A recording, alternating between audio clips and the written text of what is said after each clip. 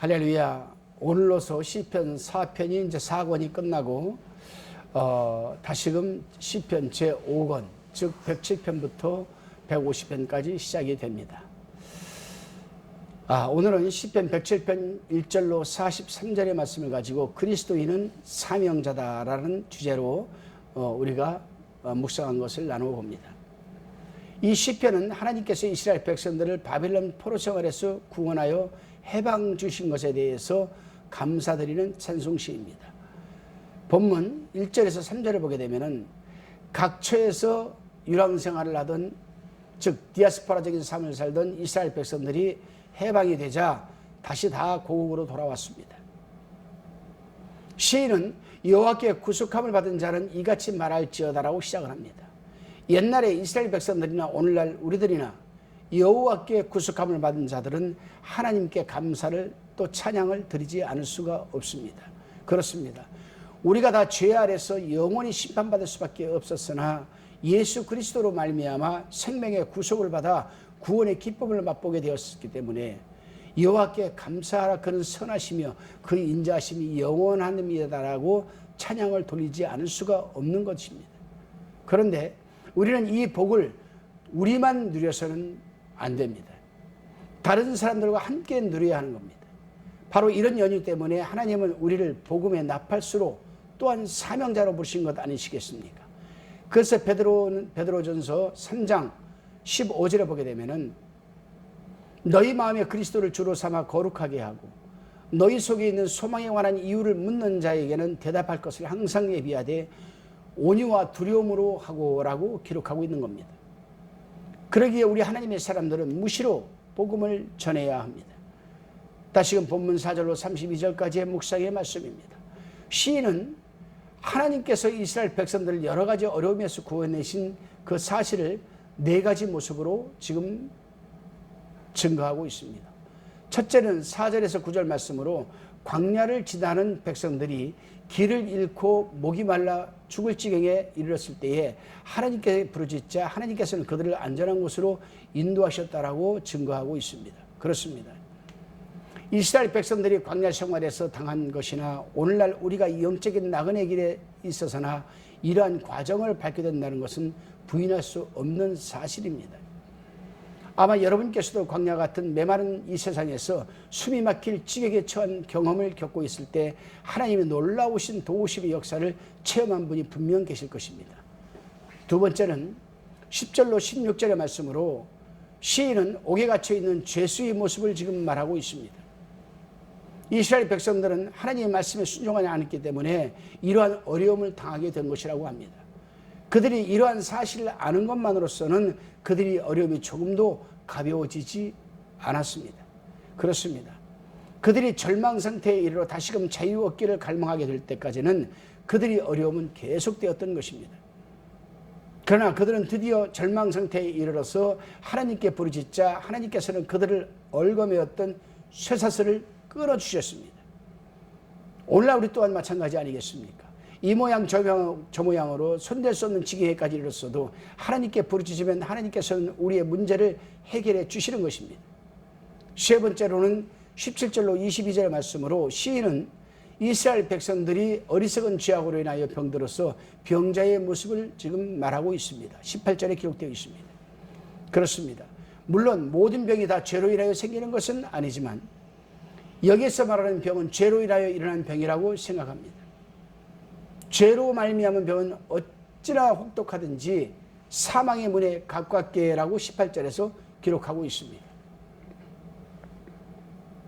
저는 목회와 치유라는 이 사역을 긴 세월 동안 해오면서 사망을 눈앞에 두고 있는 사람들을 많이 접해보았습니다.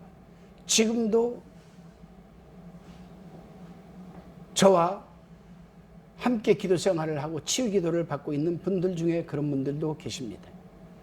세상에는 죽음의 문턱에 이르러서야 자기가 죽음을 인하여 준비하고 있지 못함을 깨닫게 되고 구원의 자리에 참여한 사람도 적지 않은 것을 겪어보았습니다. 아마 시인은 여기서 이러한 경우를 말한 것이 아닌가 생각합니다. 그렇습니다. 우리는 건강할 때 죽음에 대한 준비는 고사하고 죽음에 대한 생각조차 안 하고 언제까지 건강하게 살 것만 생각하고 또 건강하기 위해서 온갖 방법을 동원하며 살아가고 있습니다. 분명한 것은 믿는 자들의 건강은 하나님의 손에 달렸다는 사실입니다.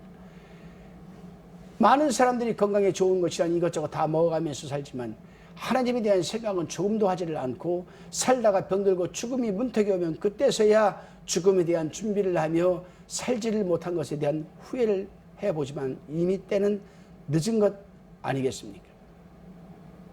네 번째로는 23절에서 32절의 말씀으로 시인은 바다에서 사나운 폭풍을 만나 이 파선할 지경에 이른 때의 이 배의 선장을 지금 모습을 말하고 있습니다. 이것은 선장이 아무리 경험이 많다고 하더라도 너무도 폭풍이 심하여 자신으로서는 도저히 살아남을 수 없게 된 것처럼 극도의 위험한 지경에 이른 사람의 모습을 비유하여서 지금 시인은 말하고 있습니다. 그렇습니다.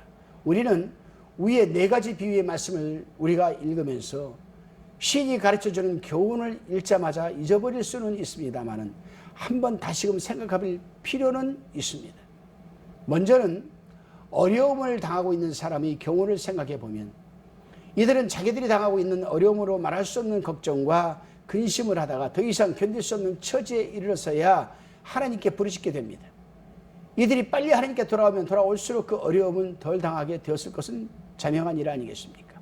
그런데 이들만 그런 것은 아닙니다. 우리가 다 그러한 어리석은 짓을 하고 있지요. 우리도 어려움을 당했을 때에 주님께 빨리 돌아와서 부르짖을 수 있도록 어려움을 덜 당하게 된다는 사실입니다. 우리 하나님은 언제나 임마누엘, 하나님, 그런 언제나 우리와 함께 하시는 임마누엘의 하나님, 그 하나님이시기 때문에 그렇습니다. 여러분은 언제나 여러분과 함께 하시는 임마누엘 하나님, 그 하나님을 어떻게 생각하고 계십니까? 또 평소에 어떠한 삶을 살아내고 계십니까? 하나님은 우리와 영원토록 함께 하시는데 우리는 그 하나님과 얼마나 동떨어져 있고 필요하면 가까이 하고 필요하지 않으면 멀리하는 그 하나님을 섬기고 있지는 않는지 살펴보아야 할 것입니다. 다시금 본문 33절로 43절까지의 묵상의 말씀입니다. 시인은 이제 국가와 인간세에 대하여 모든 일이 하나님이 섭리로 이루어지고 있음을 지금 말하고 있으면서 거민이 악행으로 인하여 하나님께서 옥토를 황무지로 변하게 하신다라고 합니다. 이 부분은 레위기서 18장 18절에서 24절에 분명히 기록되어 있습니다. 또한 이 시인은 하나님께서 수원지를 막아버리셔서 옥토를 연밭이 되게 하신다라고 지금 말하고 있습니다. 이와는 반대로 하나님께서는 황무지를 옥토로 변화시켜서 줄인 자들이 살며 씨 뿌리면서 열매를 거두어 짐승을 기를 수 있게 하시는 분이라고 지금 또한 증거하고 있습니다. 그렇습니다. 여기에서 말하고자 하는 요점은 어떤 경우에 있어서나 인간의 모든 삶과 생은 하나님이 섭리의 손길에 전적으로 달려있다는 이 부분입니다. 우리 인간들이 마음대로 세상을 이끌어나가고 다스리는 것처럼 보이지만 다 인간들이 뜻대로 되는 것이 아니요 그 배후에는 하나님의 섭리의 손길이 주장하고 있다는 사실입니다. 특히 39절로 42절에 보면 비천한 자들이 정치나 사회에 있어서 압박할 수 있는 지위에 있는 사람들에게 압제를 받는 문제에 대해서 지금 다루고 있습니다. 이처럼 권력을 남용하는 방백들은 하나님께서 능욕을 부으시고 길없는 광야에서 유리하게 하실 것임을 지금 지적하고 있습니다. 그렇습니다. 세상 역사에는 이러한 일들이 얼마든지 있습니다. 나폴레옹은 남지중해에 있는 작은 섬 이 센트 헬리나로 유배되었고 남미 독재자들은 자기들이 통치하던 나라에서 추방당하였습니다. 히틀러는 비참한 최후를 맞이하였습니다. 이들이 그렇게 될 줄 알았습니까? 전혀 몰랐습니다. 그들이 권력을 쥐고 있을 때는 날아가는 새도 떨어뜨릴 자들이었습니다. 그럴 때에는 그들은 하나님을 기억하지 않았습니다. 염두에 두지도 않았습니다. 자기들의 권력이 그저 오래오래 지속될 것만 같았습니다.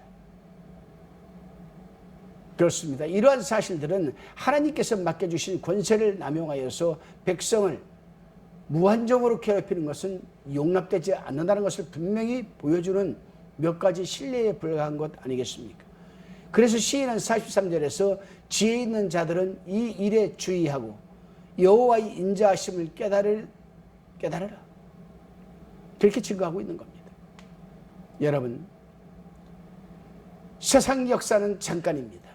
인생이 70이요 강건한 80이라 하지 않았습니까? 그런데 그 7, 80년의 우리 삶이 수고와 슬픔뿐이라고 시편 기자는 증거하고 있지 않습니까? 여러분, 우리가 얼마나 불쌍합니까? 7, 80년의 삶을 살아내면서 수고와 슬픔뿐으로 점철되다가 죽어서까지 우리가 여러분 바깥 어두운 데로 내어 쫓기고 구더기가 수금치듯 달려드는 곳에 우리가 처하게 되고 물 한 모금 안 나는 없는 그러한 곳에 우리가 처하게 되고 유황불이 펄펄 끓는 곳에 우리가 처하게 된다면 여러분 어떻게 생각하십니까? 생각하기도 싫습니다. 끔찍합니다. 그래서 어떤 사람들 그렇게 얘기를 합니다.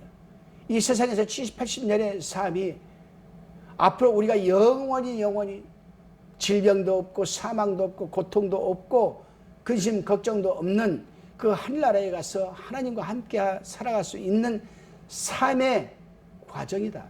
준비하는 시간이다. 세상 시간이. 오늘도 여러분 준비 열심히 하시기를 바랍니다. 하늘의 상급을 많이 쌓아두시기를 바랍니다. 기도드리시겠습니다. 하나님, 죄와 흙으로 마땅히 죽어 심판받을 수밖에 없는 우리를 구속하여 하늘 기업을 이어가는 기쁨을 만끽하게 하시니 감사와 영광과 찬송을 드립니다. 우리만 이러한 기쁨과 감사를 누리지 말게 하시고 우리의 입술을 열어 만인에게 전파하며 살아갈 수 있도록 도와주옵소서. 그리고 늘 언제라도 주님께서 부르시면 주님 앞에 나아갈 수 있도록 주님하여 살아가는 사람이 되게 하옵소서. 감사드리옵고 예수님의 이름으로 기도드리옵나이다. 아멘.